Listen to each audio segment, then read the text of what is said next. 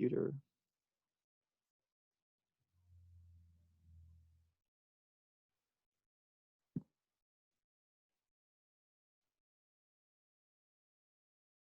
Okay, we are recording.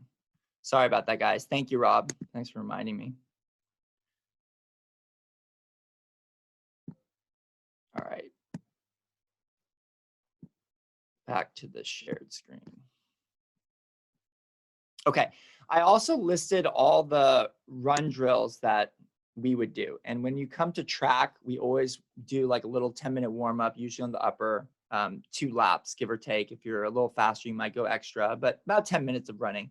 And then we'll always go at a series of runs. So I include some YouTube videos if you can't make a few track sessions, or for this specific recovery run, we haven't met for track yet. So it just gives you a sense. If you're not comfortable doing it and you think your form is really off, I'd probably just wait until track, because at least I'll have eyes on you and I can kind of correct any form for any of these drills. But every one of these drills kind of breaks down a little facet of your run form, essentially. It's also kind of a good way. I like doing it for recovery runs or a warm up, because it can either be a dynamic warm up, or essentially a lot of the skip drills and such are kind of plyometrics in disguise. So it's a good way to kind of break up the monotony of a recovery run or warming up for track. So the list and YouTubes are on Monday too. The next day. So the next day we have a swim. If you're more of an advanced intermediate swim, I'd say, we're going to take advantage of the wonderful club we're in. And Golden Gate traditionally has their open water swim where they meet in the bleachers by Aquatic Park. And we're just going to join them. It's not going to be a separate Ollie only coach workout. We're just going to join the greater Golden Gate and get in that swim. If for some reason that's not convenient for you, I always say that if you're going to do open water, get a partner, just because of the dynamics out in Aquatic Park. And you never really know. There's also some friends that kind of hang around on occasion that can kind of pop up. So it's always good to have a partner there.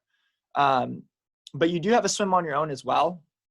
And so that's kind of the other thing that I always do, is just because there's a team workout or something I might try to sync, there'll always be an on your own version of the workout. So now let's decipher this workout. And this tends to be the hard ones, or the swim. So we're just going to do the advanced one. So swim, OYO, that's swim on your own if you chose to do it. 2.8K means it's 2,800 yards. Advanced, WU, that's warm up. It's going to be 1K or 1,000 yards. 300 every 4th lap scull. So if you don't know what a scull is, I included a YouTube video to what sculling is. But what this means is 300 every 4th lap scull. I do use lap and length interchangeably. I know that's technically not true, because a lap is a starting and ending point. So technically a 50 is. It just gets confusing with swimming. I've always used lap and length interchangeably unless I'm on a cycling track or a regular track for running. So that would mean I go 75 yards freestyle. And then the 4th 25, I'm going to go into my sculling motion. And I'm going to repeat that 3 times through to get to my 300. So 75 free, 25 scull, 75 free, 25 scull, 75 free, 25 scull. Once I finish that, I'm going to rest a bit. And I got 8 by 50s on 10 seconds rest. Odds are 6 kick drill, evens are freestyle. So what that means is I'm alternating between a 6 kick drill, which is basically a rotation drill and head position drill, and just swimming regular free. So I'm going to swim 50 yards of this 6 kick drill where I'm kicking 6 kicks, switch to the other side, down and back, 2 laps. And then for the evens, so numbers 2, 4, 6, and 8 of those 50s, I'm just going to swim regular freestyle. When I get to the wall, I got a 10-second rest interval. I rest 10 seconds, give or take, and then I push off. So it's going to be 56 kick drill, 50 regular freestyle, and I'm going to repeat that pattern 4 times through to get to my 850s. The next part of warm up. Can I ask a question here? How do you measure Aquatic Park when you're there? How do you know what's what? The length of between buoys, maybe? Do you know what the length is? If you were trying to replicate this swim workout into Aquatic Park, is what you're asking? Correct. Probably yes. Not. If you're going to go Aquatic Park, you're not going to be able to replicate it. So the workout that was there is just kind of on your own. if you go to aquatic park, it's really about steady swimming. When we go as like a team, or you've seen on Saturday or Sunday, sometimes we're not at Tam High and we're at aquatic park. I'll give like more specific workouts of like, you know, one buoy hard and one buoy easy, or a pattern and such. But if you're going on your own, I think just steady swimming is probably going to be the easiest. And if you're not comfortable going like perimeter, then you're just staying around those buoy lines of like whatever you have time for. And think of it more as an endurance swim. You can break up the monopoly and go like one buoy hard, one easy, or like try to build within the lap or something like that. But it'll drive you nuts trying to do a workout like this in aquatic park, basically. Okay, thank you. Thanks. Yeah. And if anybody's hesitant about aquatic park, I'll be there on Tuesday, and I'm happy to go on. I'm swimming the buoy line anyway, so I'm happy to go with you. Thank you. Yeah, and it'll be part of there'll be other Golden Gate members that are not an Ollie too, so you'll definitely have company. So the next part of warm-up is 4x75 on 15 seconds rest or base. Now, only advanced and intermediates have base. It's definitely the more complex of the ways to do swim workouts, but I do think it's valuable to learn it. So what a base interval is, that's what we're going to determine on Sunday. So when I get to Sunday, I'll kind of go in a little bit more detail, but advanced swimmers should know what their base interval generally is. So you're either going to rest 15 seconds or it's your base interval. The first two are build by lap, and the last two, the middle lap is fast. So what build by lap means on the 75, that means the first lap is slow, the second lap is medium, the third lap is fast. So every lap just gets a little faster. On the last two 75s, only the middle lap is fast. So that means the first lap is moderate, second lap is fast, the third lap is going to be moderate. So that's the pattern for the 75s. Now the main set. 1650 is the yardage for the main set for advanced. You have two 300s. You're starting at 80% effort level and building 5% every 100 on a 30 seconds rest or base. The second one is the same pattern, but it's optional pull.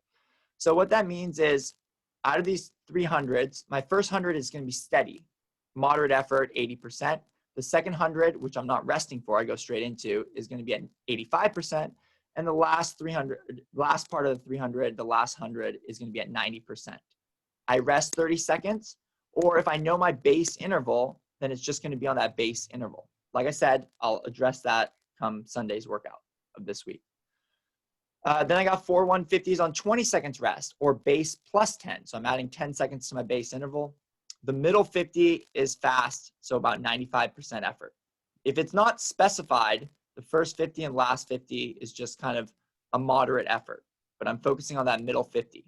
So I'm going 4 times through, 50 moderate, 50 fast, 50 moderate, 4 times through. I'm resting 20 seconds in between everything. The last part of the set is 675 as fast as possible send off or 90% effort on 5 seconds rest or base minus 10. Once again, I'll address that on when we get to Sunday. But the reason why I like using a base interval is for something like this. So what some of you realized on the cycling track today is the time started slowing down. Now the accountability to the clock, if I just give a rest interval, the problem with that is as I get more tired, there's no accountability. So what will feel like 90%, I'm really saying, oh, it feels like 100%, but I'm getting slower.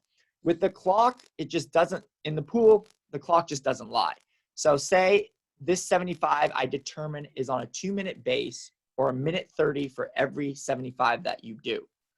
If I'm coming in on like 120, the first one, I get 10 seconds rest and I got to leave on 130 again.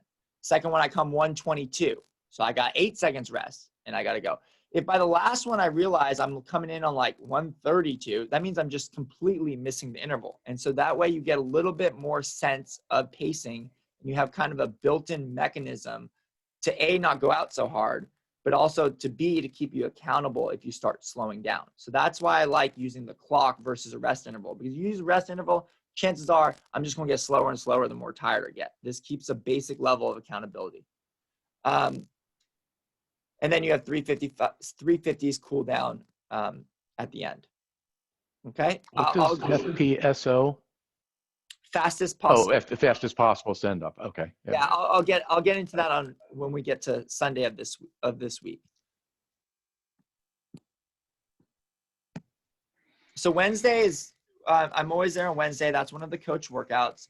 We're using the track because the rest of Golden Gate is going to be at the polo fields, and I've been seeing that the track has been fairly good. We might have to break up into groups, but we're able to space out pretty well. That I feel like it's pretty safe. It's got, I don't know how many lanes. I want to say it's at least 8 lanes. So we might need to start on opposite ends of the track, but I do like the track a little better than the polo fields. So we'll at least start here. If I feel like it's not safe, we may move to the polo fields because it's just going to be a bigger circle.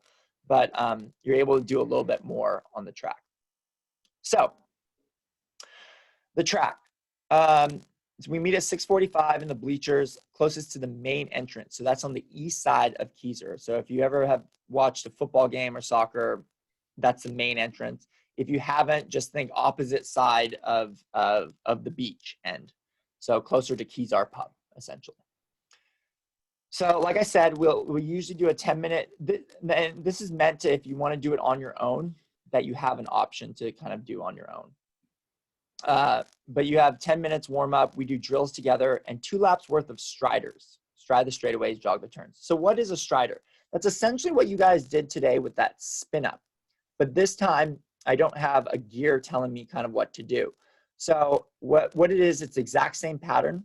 I jog the turn, and then on the straightaway, I'm going to gradually build my effort to about 90% of max effort. It is not an all-out sprint.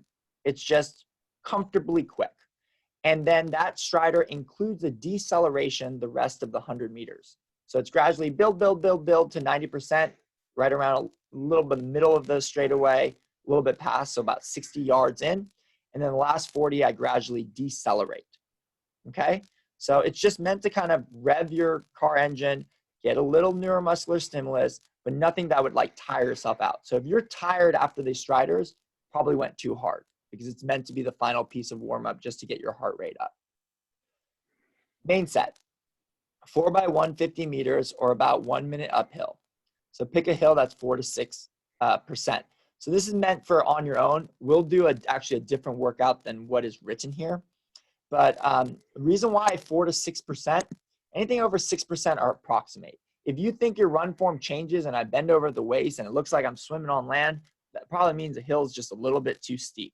It should be a hill that, essentially you're able to maintain run form, but you have a little bit of incline to go up.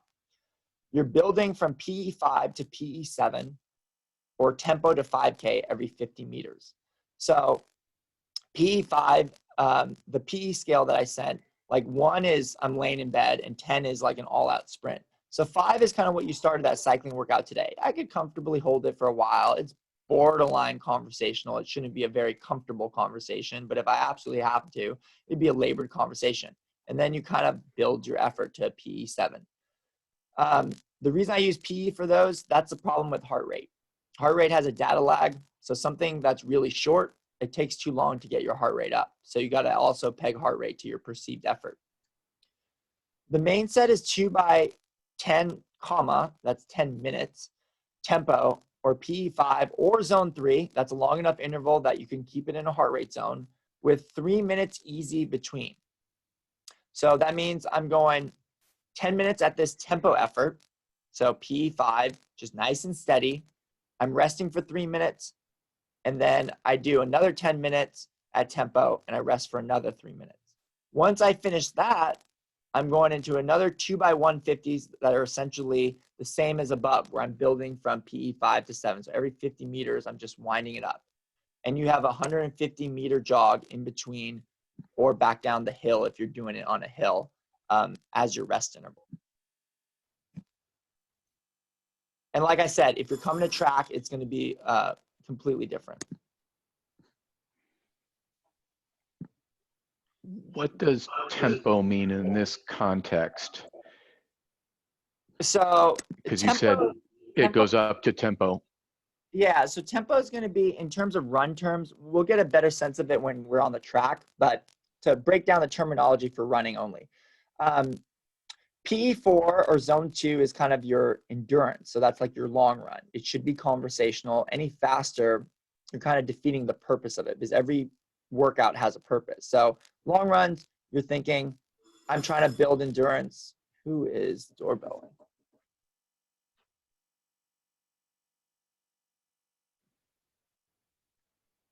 I have no clue.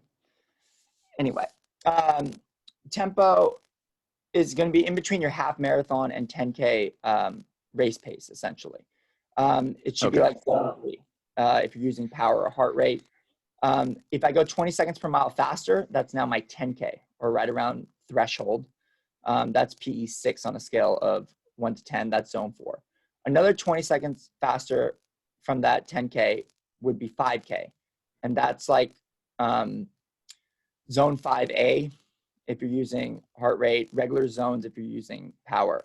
If I go another 10 to 12 seconds faster, I'm now at 3K or 2-mile race pace. That's your VO2 max, essentially. Another 10 to 12 seconds faster would be your mile, all-out mile pace. And then anything faster than that, like you're getting to like sprint territory. So we'll get a sense of that, of the cut downs when we're on the track. But I also included, when are we doing it? The 2-mile time trial. There it is. So when we do the 2-mile time trial, the reason for it, and you could do this prior if you have a race that you've done, this link right here gets you to basically a Jack Daniels formula. And it'll give you,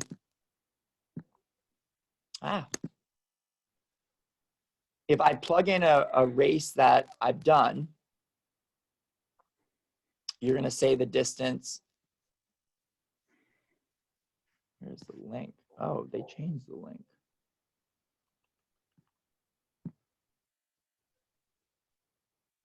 I'm going to have to update that link. That's a good thing that I saw it. It used to go to the Jack Daniels, so I'll update it. But basically, I'll just update it. If you look up Jack Daniels formula, you'll be able to plug in a race, and it'll give you like what those tempo, 10K, VO2 max actual pacing is for what you should be doing at the track.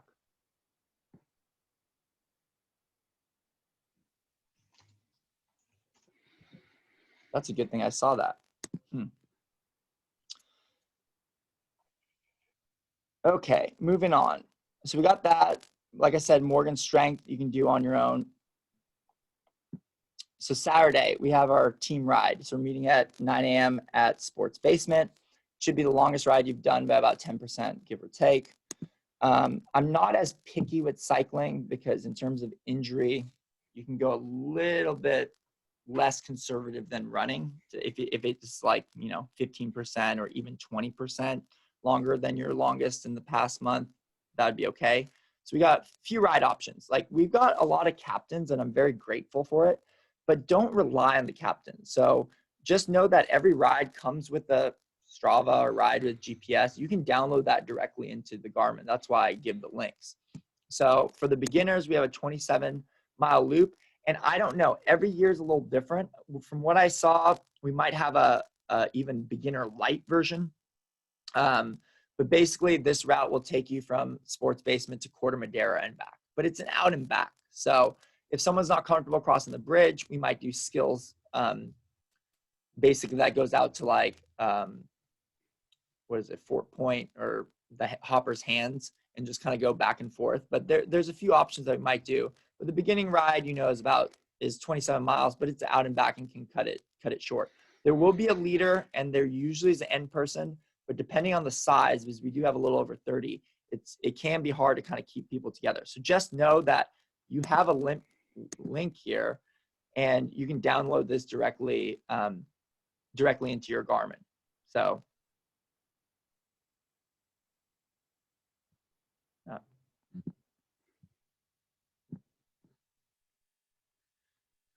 So that's why I'm including that it could be a beginning intermediate, and this goes to Fairfax. So depending where you are, it could be kind of 2 tracks. That's 36 miles. You're going out to the roastery or the coffee shop, and then you're coming back. Once again, it's out and back, so you can kind of get in between the 2 mileage if need be and turn around early.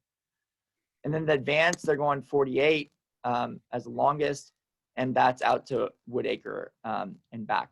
There's a super advanced that's always unofficial, but that's really for people that either have a very large background in cycling or are training for a half. So there are a few people in the program that are training for halves or even an Ironman. Like one of our captains, Tamoya, is training for an Ironman, Coeur d'Alene.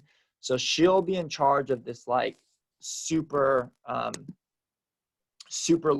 advanced route. But we'll just say that we need approval from me to kind of join that. But she will be doing something like Marshall Wall, which from Sports Basement is 95 miles, for example.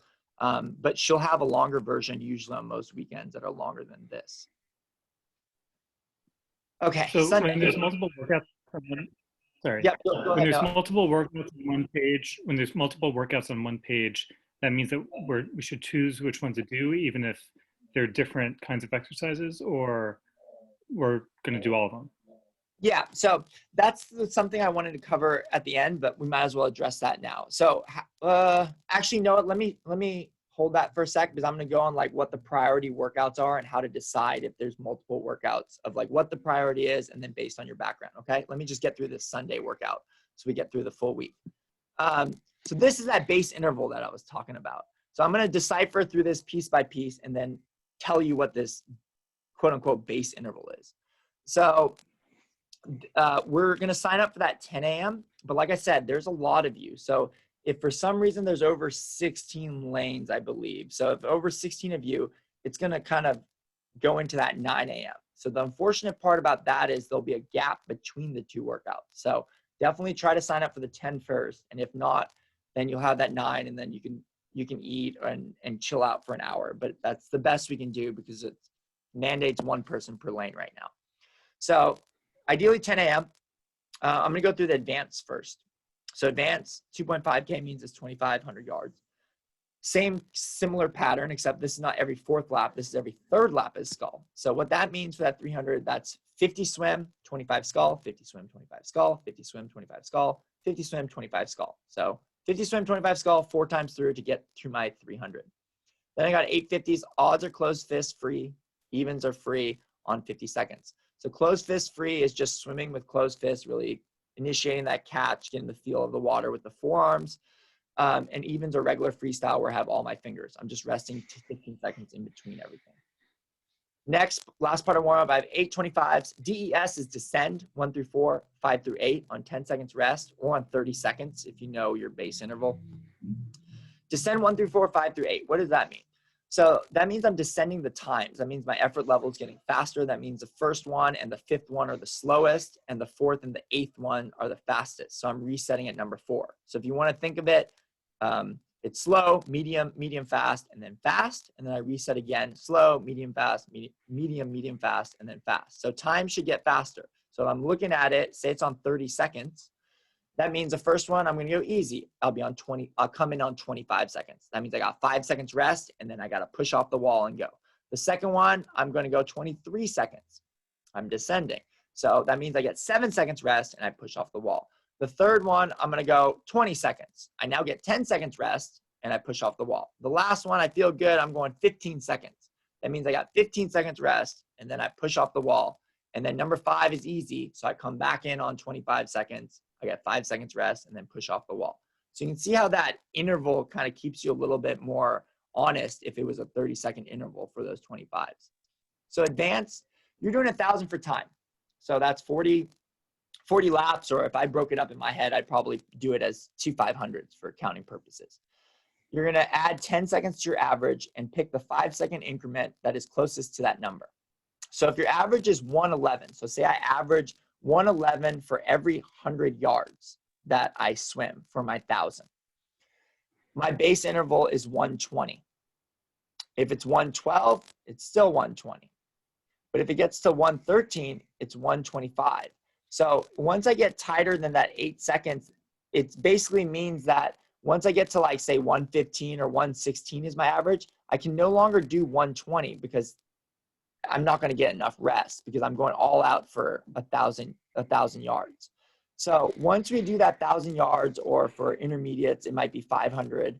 And beginners, we're just going to work on technique. Beginners never really have a base interval, by the way. We'll work on technique with you guys, and we'll do a rest interval. But intermediates and advanced, I think it's a benefit enough to learn what a base interval is and use it. It's also really great when you're doing workouts on your own, because then I've got the clock for accountability if I don't have a coach to motivate me. Okay. So what does that base interval mean? So let's say my base interval is now 120. Okay, let's just use it as an example. We've determined a base is 120. Now let's put that 120 into practice. I'm taking the workout for next week. 1050's choice on base plus 10 seconds. Now here's where there are the math classes in session. So if I have a 120 base, I have to divide it by 2. So that means I'm doing 40 seconds for every 50, right? So I got 1050s, and if it was on base, that's on 40 seconds. But I'm adding 10 seconds to it. So that means for this, using my base interval, I'd go 1050s on 50 seconds for this first warm-up. The 875s for this particular workout is just on 10 seconds rest. The reason why there's no base for that is this part right here, the kick. Everyone kicks at a different pace. Not worth trying to use a base interval for it. But the last 4, I do have a base. That's build by 25s on base plus 10. So what does that mean? Now it's a 75. So if I use my 120 example of my per 100 base, that means the 75s are going to be on a minute, because there's 20 seconds for every 25 that I do. So if it was on base, this would be on a minute, but I'm adding 10 seconds. So this interval will now be a minute 10 for the 75s. The main set is 8 250s. The first 3 are on base. So once again, I know my base is 120. I've got to add another 120 to get to 200. So now that that takes me to 320. Oh, sorry, 240. And then I've got to add another 50 on top of it. So that's another 40 seconds. That gets me to my 320. So that's 320 for the first 3. That's on base, so that's 320, but I'm practicing sighting every 6 to 9 strokes. So every 6 to 9 strokes, that means I'm looking up, pretending like I'm in open water, and then getting my head down. The next 250 is easy. It's optional pull. That means with the buoy, with paddles, or just not kicking too much on base plus 20 seconds. So I already know that my base is 320. I'm just adding 20 seconds to it. So this one's easy on 340. Then I have 2 on base minus 5. You ever see base minus 5, you know you're probably going to work on it. You're going to be working it. So that's 320 minus 5 seconds. That's 315. Then I have another one easy, optional pull on base plus 20. So I'm back up to my 340. And then I have one on base plus 10 with sighting. That one's going to be hard. That's the last one. So that's going to be 320 minus 10 seconds. That means I got 3 minutes and 10 seconds to get in with the sighting on top of it. And then I have 100 cooldown.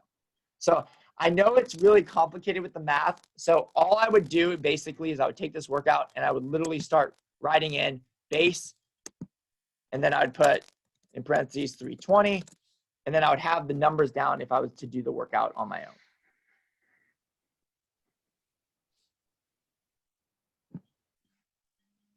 So also on Sunday, is this the right day? That's not the right day. We have a run after the swim. So after we finish the swim, we're going to transition into our run stuff. And this is also 10% over the longest run you've done in the past 3 weeks. The reason why I tend not to give mileage, same deal. Everyone's going from a different place. With the bike, I feel a little bit more comfortable giving route options with specific miles. For the run, not so much. There are some exceptions, but usually I'll include an out and back so you get to whatever time or mileage you want. So you're just going for the longest run that you've done, add 10% to it. So if, say I've done an hour, then I'm going for about 66 minutes for my long run. I'm keeping it at low zone 2 heart rate. So keep it conversational. And this is at the TAM path that you're going. So you'll gradually break up. You're just going out and back. It's flat, and we can kind of keep some semblance of the group together. So that's the week. Now, if you look at this and you're like, holy cow, there's a lot of workouts. Priorities. Priorities should always be the group workouts. So there's been plenty of people that have done the program that literally probably only do one workout on their own, and then they do the other 3 group workouts. So they do the Wednesday track, they do the Saturday and Sunday workouts, which tend to have 2 or 3 workouts there. That's the foundation. That's also the quality. So if you're crunched for time or you're newer to the sport, focus on the group workouts first, because you have the advantage of coaches and support of the team. From there, back it up and see if I'm hitting a quality workout. So what I mean by quality, so that means quality and endurance. Those are kind of your 2 foundational workouts. Quality, Wednesdays always are the run. You always have track. That's a quality workout. And then the endurance part comes on Sunday. That's the long run here. The bike ride, same deal. You always have, sometimes there's quality in the long ride, but you usually have some sort of bike ride on the weekend. For the first week, it's Saturday. And then on your own, some weeks, say the second week, you have 3 bike rides to pick from. This should be your priority if you're going to get a second ride in after our long ride that we do together the second week. So we're doing a team ride after the swim, so that's different than the first week. This is your priority for the second, the quality ride, and there's a Zwift option. If you then have time or you're more experienced, this becomes more optional. So the first workout to always cut is going to be anything that says recovery, because recovery is kind of a tricky term. It's basically a workout that shouldn't add overall stress to your week, but it's not really true recovery per se. Yes, it's active recovery, but if you're going to skip a workout, these recovery ones should be going first. So if you are, say you take someone who is really beginner, that if I can't take 1 quality and 1 endurance in every sport, so that's 6 workouts during the week spread out, and you have your 1 strength or 2 strengths, that's 7 workouts in the week. What should I prioritize? I always say that you want to train your weaknesses, so you should get 2 workouts in of your worst discipline, and then it would be just 1 of your second and your best discipline. The one caveat is if running is your worst and you never have run twice a week before, then come talk to me on how we would build it in. I'd probably want to start with track and kind of dumb down the intervals a little bit just so I can see you, and we would alternate track and that long run. So you'd alternate quality and alternate the endurance component every other week if it was just 1 run that like you would want to do. Okay.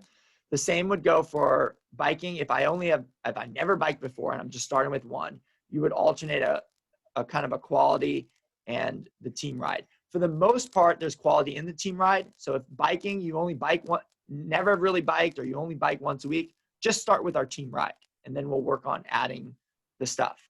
But basically, I'm saying the foundation and the reason I'm at certain workouts is I think those are important. Like that's your foundational piece.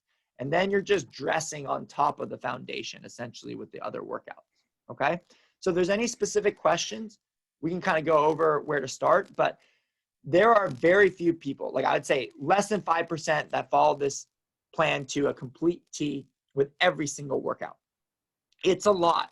But the problem is this program is meant to cater on 2 very big extremes. One that's more of a newer triathlete that an Olympic distance is very challenging. And the other end of the extreme is a more seasoned veteran that the actual distance is not challenging, but I'm trying to race that distance faster. So for that person, they're going to need a little bit more of a stimulus than someone who's new or starting out. So what I'm saying is, if you're new, do not follow this program to a T. You're going to prioritize the workouts that I am in, the coached workouts, and then you're going to touch base with me about what other workouts I should do. The goal, 2 swims, 2 bikes, 2 runs. That would be a very good place to start, and spread it out with 1 strength as well, with 1 day off.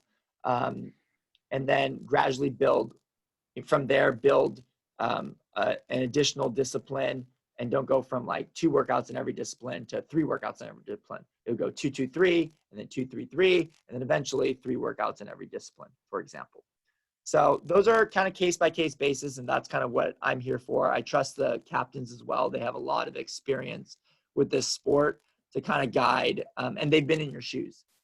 We've all been in your shoes where it was overwhelming with this sport and like where to basically put all the pieces together. Okay. But all the workouts as written, you can kind of see that the volume builds, the long rides build.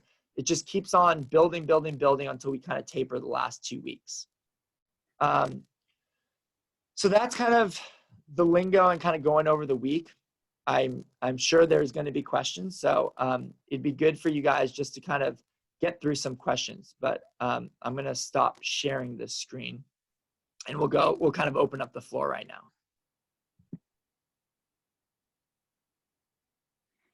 I hope that wasn't more confusing. It actually helped. All right, guys, you can feel free to ask away here. I got a quick question. Yeah. So TrainingPeaks on my phone automatically pulls a workout and just matches it to like the bike today, right? This is a little bit technical. Like but so I did like Strava or something. It's automatically synced from your. It's probably pulling it from Strava. Okay. That's probably what it's doing. And so I did 4 miles to the polo grounds, and then I did the workout, and then I rode back. So it pulled the 4 miles, and it's matching that with whatever our workout was supposed to be, an hour and a half. Is there a way of changing that, or is that just kind of, I'm kind of stuck with that? You can, you have capabilities to sync or unsync, like whatever you want. You're saying you want to. With TrainingPeaks? Yeah, TrainingPeaks, it's supposed to give permission. So that's weird. It's on the TrainingPeaks setting. So it can sync to Strava. You can unattach that account. Yeah, it sounds like somehow it got synced at one point or the other. It just automatically syncs with Strava based on another TrainingPeaks program that I've done.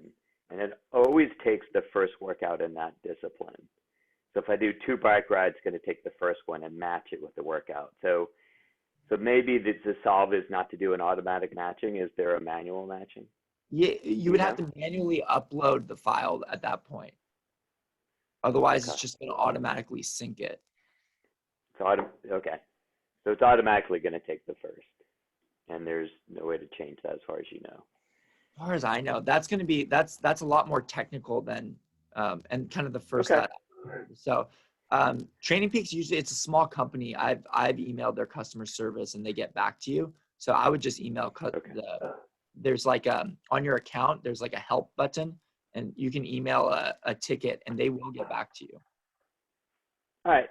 Sorry to bug you with that. Yeah, that's a little bit more technical. And I know you probably don't want to manually upload each workout. Yeah. Cool. I have a question. Yeah, what's up, Sam? So it was actually something you said. I'm pretty good about figuring out the swim drills. I know those, but I have a lot of problems with bike drills. So you just said something that kind of confused me. When you were talking about the run workout, you said, well, it's like doing strides. It's like spin-ups on the bike. And then you said something about the gears. So when we do spin-ups on the bike, are we supposed to, when we're doing the spin-up part, do we go into an easier gear? No. For each spin-up? No. Okay. No. Okay. Then I got it. Then I have it. It's similar where the effort is building, right? But it's a function of you on the bike. It's a function. The effort is built by the function of you pedaling faster. For the run, okay. Technically speaking, the faster you go, if you're doing something right, your tempo should also get faster.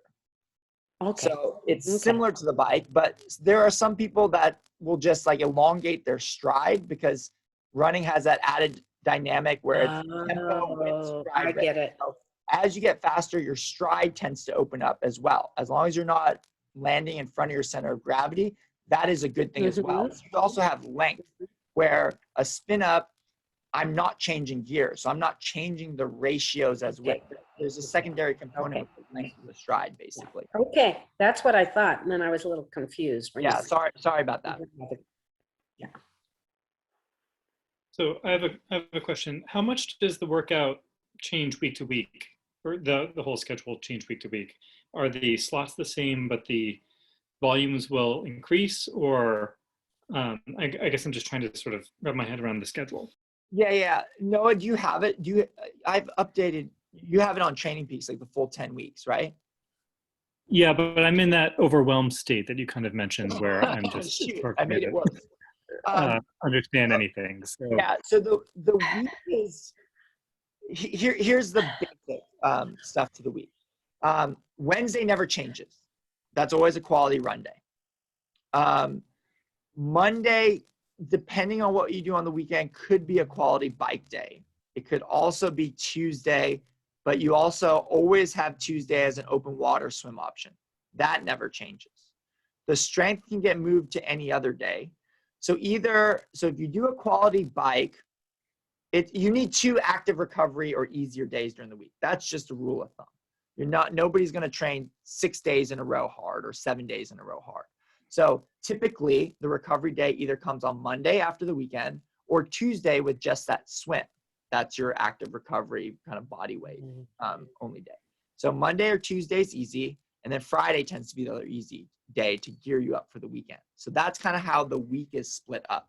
Now, what happens on the weekend, that changes from week to week. And that's just, I'm just not one of those people that say like every Saturday you should ride, every Sunday you should swim and run, because your body will just get used to that pattern and that's the way you're going to be set. You got to adapt it in some way. There's also different workouts that we need to do. Like there's brick workouts where we'll meet at Kenyatta Road like later in the program and we'll do 3 rounds of bike run, basically.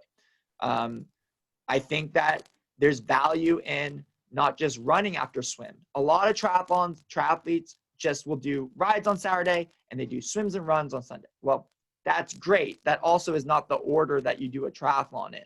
So there's reason why that there's sometimes that I will bike after swimming, because your bike legs will feel different after a swim versus how your run legs will feel after a swim. I mean, there's value to everything. And that's why it's not as neat. And trust me, I'm a creature of habit, but that's the reason why the weekends will change basically.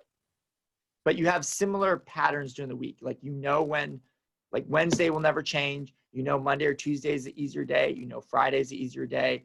And then, I'm going to get a swim, bike, run in some way or the other on the weekend. And it tends to be quality during the week, endurance on the weekend when we have a little bit more time. Those are kind of the principles that stay consistent over the 10 weeks. I could also say that like the best way to do it is literally just take it day by day, because otherwise looking at all 10 weeks can get overwhelming. I might just be in touch with you separately. Not a problem. No, that sounds good. Any other questions, guys? JD, this is Phil. I don't have any electronics. I mean, I have a phone, with Strava on it essentially, but would having like a TriWatch be helpful to fulfill the training plan that you put together or not for, I've done many tries, but I've never trained at this level of specificity essentially. Yeah, honestly, Phil, I'd say the majority of coaches probably would recommend here. I'm a little bit more old school because I've trained both ways. Like, to be honest with you right now, I use 0 metrics. Like my Timex watch is like $10 at Walmart, and that's sufficient for me. It gives me splits whenever I need to go around a track, and I'm happy. But I don't have GPS.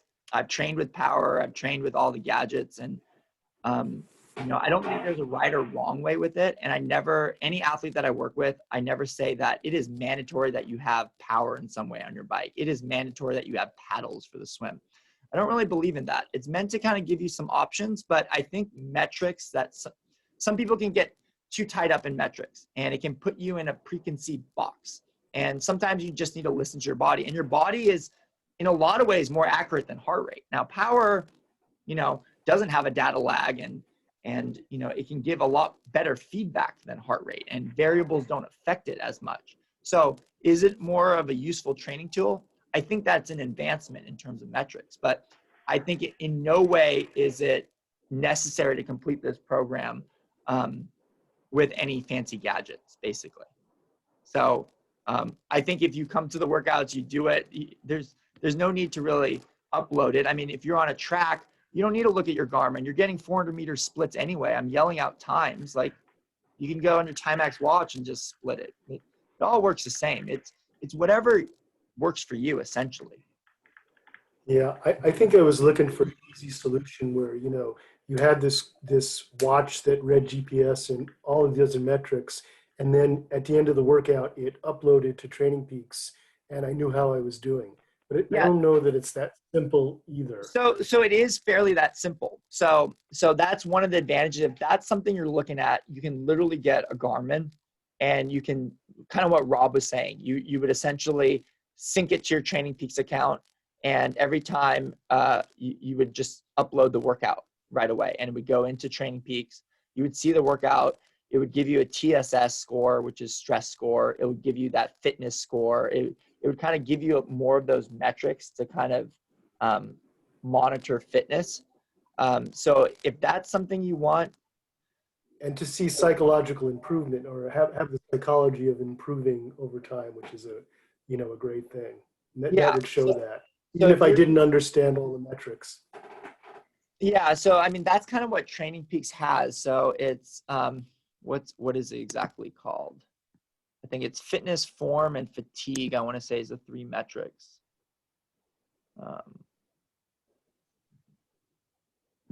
We can have more discussion offline too if people are not interested. Yeah, why don't we take that offline, and I'll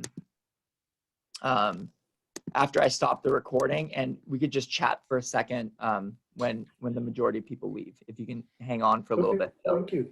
Yep. Any other questions, guys? If it's really specific and you don't want it on the recording, we can end it, and then I'll if you want to stay on, I can answer a little bit more specific questions.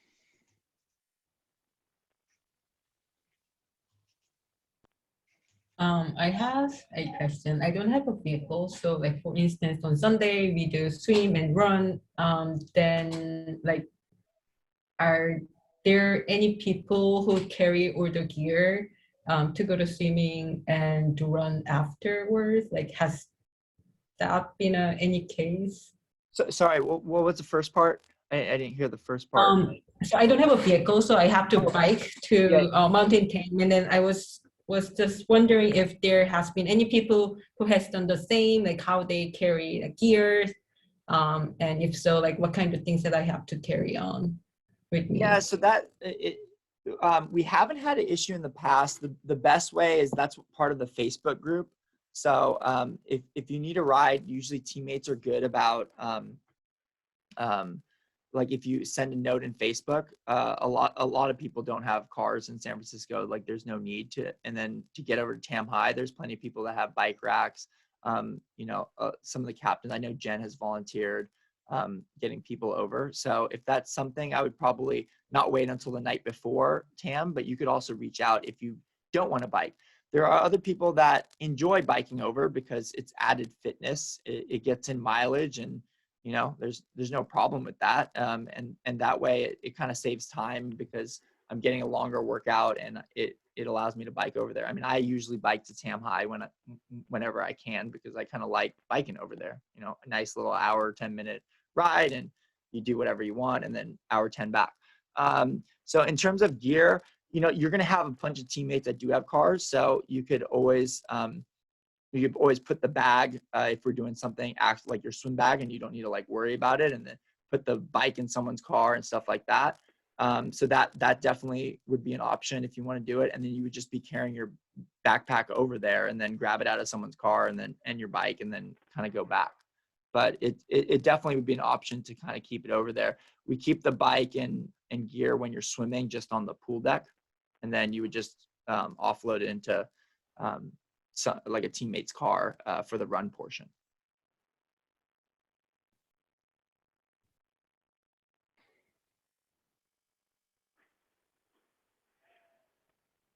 Anything else, guys? Sweet. I really appreciate you guys taking the time, especially on Easter Sunday, to just kind of go over this. And I swear that, you know, with the group sessions, part of the benefit is a lot of this terminology and stuff will get a little bit more second nature just because you're kind of practicing it. And, you know, I'm at all those coach workouts. So please utilize myself and all the captains to just ask any questions, because I'd rather us be on the same page, and there should be no need that you guys get confused and it's like, I don't understand what this is. So just seriously get in touch with me, talk to one of the captains, whatever's most convenient. But I'd rather you feel comfortable about you're doing the right workout, because there's definitely a purpose to all those workouts. So yeah, if anything comes up, please get in contact with me. If you have a specific question, I'm going to stop the recording and just stick around for a sec. Okay. But thank you guys. It was a pleasure seeing a lot of you out on the track. You guys really kicked ass out there. And I'm really looking forward to these next 10 weeks. I think we definitely have a fun training program in store. So thanks, guys. Enjoy the rest of your day. Thank you. Thanks. Thanks, JD.